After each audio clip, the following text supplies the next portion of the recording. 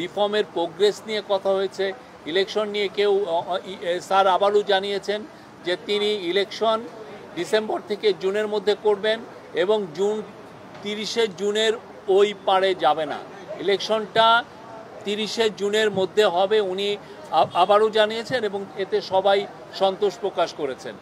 এই ছিল আজকের মূল মিটিংয়ের খুবই আমি সংক্ষিপ্ত সার যদি বলি এইটাই ছিল মিল। আর স্যার তার ভাষণে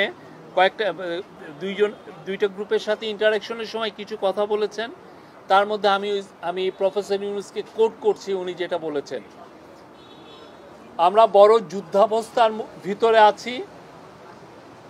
আওয়ামী লীগের কার্যক্রম নিষিদ্ধ হওয়ার পরে ডিস্টাবিলাইজ করার জন্য যত রকমভাবে পারে চেষ্টা করছে, এটা থেকে আমাদের রক্ষা করতে হবে। তারা কিছুতেই মেনে নিতে পারছে না। বিভাজন থেকে আমাদের উদ্ধার পেতে হবে, ঐক্যমত থাকতে হবে। আত্মমর্যাদাপূর্ণ জাতি হিসেবে আমরা যতটুকু দাঁড়াতে পেরেছি এটা যেন সামনের দিকে যায়। আজকে আপনি জানেন দ্বিতীয় দিনের মতো পলিটিক্যাল পার্টি লিডারদের সাথে আমাদের চিফ অ্যাডভাইজার প্রফেসর মোহাম্মদ ইউনূসের মিটিং হয়। আজকের মিটিংয়ে ওনার সাথে 3 জন উপদেষ্টা ছিলেন। ফারুকে আজম সাহেব ছিলেন উপদেষ্টা liberation war affairs, AFM Khalid Hossain ছিলেন উনি রিলিজিয়াস অ্যাফেয়ার্স উপদেষ্টা, এবং ইন্ডাস্ট্রিজ উপদেষ্টা আদিলুর রহমান খান ছিলেন। তো আজকে আপনি জানেন যে আজকের মিটিং কালকের এই মিটিংয়ের একটা কন্টিনিউশন, এবং এই মিটিংয়ের মূল যে থিমটা ছিল যে এই পার্টিগুলো আসলেন, পার্টির যে লিডাররা তারা স্যারকে প্রফেসর ইউনূসকে সমর্থন জানিয়েছেন, তার রিফর্ম, তার বিচার, এবং আমরা যে রিফর্ম করছি, আমরা যে বিচারের কার্যক্রম শুরু করেছি এবং আমরা যে নির্বাচনের জন্য যে কাজ করছি সেইটার জন্য তারা তাদের সম্পূর্ণ সমর্থন জানিয়েছেন। আর অ্যাট দ্য সেম টাইম তারা বলেছেন যে তারা আমাদের চিফ অ্যাডভাইজার এবং আমাদের যে ইন্টারিম গভর্নমেন্টের পাশে থাকবেন। এটা ছিল মূল মেসেজ। আর অনেকগুলো বিষয় নিয়ে কথা হয়েছে, ইলেকশন নিয়ে কথা হয়েছে, রিফর্মের প্রোগ্রেস নিয়ে কথা হয়েছে, ইলেকশন নিয়ে কেউ স্যার আবারও জানিয়েছেন যে তিনি ইলেকশন ডিসেম্বর থেকে জুনের মধ্যে করবেন এবং 30শে জুনের ওই পারে যাবে না, ইলেকশনটা 30শে জুনের মধ্যে হবে উনি আবারও জানিয়েছেন এবং এতে সবাই সন্তোষ প্রকাশ করেছেন। এই ছিল আজকের মূল মিটিংয়ের খুবই আমি সংক্ষিপ্ত সার যদি বলি এইটাই ছিল মিল। আর স্যার তার ভাষণে দুইটা গ্রুপের সাথে ইন্টারাকশনের সময় কিছু কথা বলেছেন, তার মধ্যে আমি প্রফেসর ইউনূসকে কোট করছি, উনি যেটা বলেছেন, আমরা বড় যুদ্ধাবস্থার ভিতরে আছি। আওয়ামী লীগের কার্যক্রম নিষিদ্ধ হওয়ার পরে ডিস্টাবিলাইজ করার জন্য যত রকমভাবে পারে চেষ্টা করছে, এটা থেকে আমাদের রক্ষা করতে হবে। তারা কিছুতেই মেনে নিতে পারছে না। বিভাজন থেকে আমাদের উদ্ধার পেতে হবে, ঐক্যমত থাকতে হবে। আত্মমর্যাদাপূর্ণ জাতি হিসেবে আমরা যতটুকু দাঁড়াতে পেরেছি এটা যেন সামনের দিকে যায়। সবাই একসঙ্গে বসাতে উনি বলছেন যে আমি মনে সাহস পেলাম। সুষ্ঠু নির্বাচন করতে না পারলে আমি অপরাধী অনুভব করব।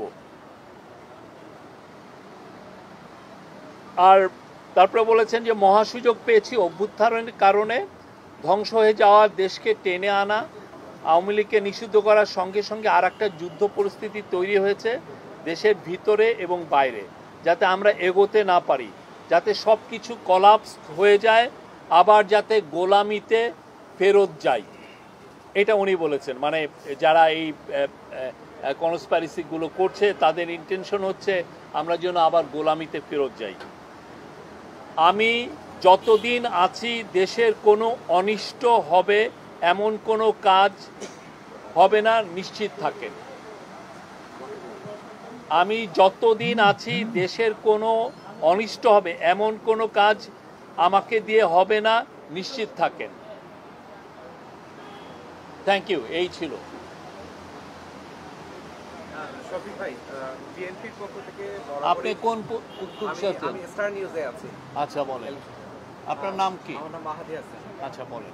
বিএনপির পক্ষ থেকে বরাবরই কালকে বিএনপি নিয়ে কথা বলেছে, আজকে অন্য পার্টির গুলো বলে। অন্য পার্টির ইস্যুতে বারবার নির্বাচন প্রসঙ্গটা আসছে এবং যেটা আপনিও বলেন এবং প্রধান উপদেষ্টা বারবার বলা হচ্ছে যে জুনের মধ্যেই নির্বাচনটা অনুষ্ঠিত হবে।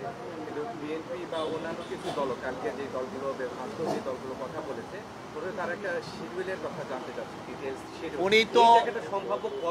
উনি একটা ডেডলাইন দিয়েছেন এবং আমি কালকেও বলেছি, আজকেও বলছি, বারবার বলছি, উনি এক কথার মানুষ। উনি বারবার বলেছেন যে জুন 30-এর পরে ইলেকশন যাবে না। আপনাকে ওনাকে ট্রাস্ট করতে হবে। এটা ডিসেম্বর থেকে জুন মাসের 30 তারিখ পর্যন্ত এর মধ্যে ইলেকশন হবে। ওই জুন মাসের 30 তারিখে জুলাই মাসের 1 তারিখে যাবে না। আপনি রোড ম্যাপ, এইটাই আপনাকে, ওইটা যখন সময় আসবে উনি রোড ম্যাপ বা যেটা শিডিউল সেটা ঘোষণা করবেন। আমরা তো এটা বারবার বলছি, একটা না, এটা নিয়ে কিন্তু আমরা দিনের পর দিন, মাসের পর মাস বলছি। আমি জানি না এটা কেন, এটা এমবিগুইটি আছে। ওনার এখানে তো কোনো এমবিগুইটি নাই। Any question?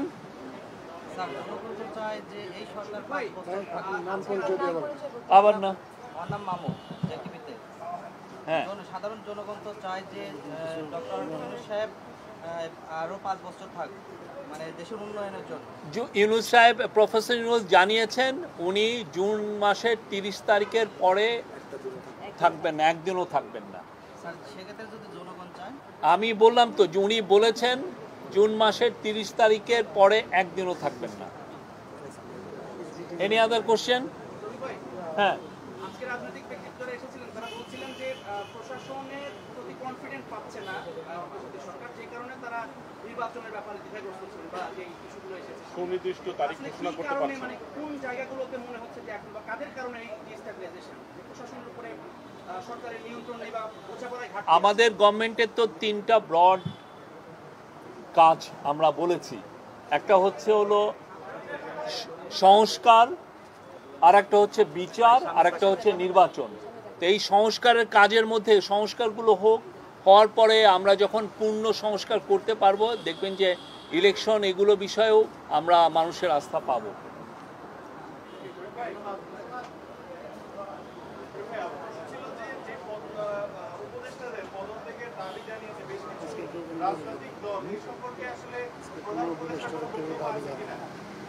আজকে আমি আমার জানা মতে কেউ যে কোনো উপদেষ্টার পদত্যাগ চেয়েছেন আমরা এটা শুনি নাই।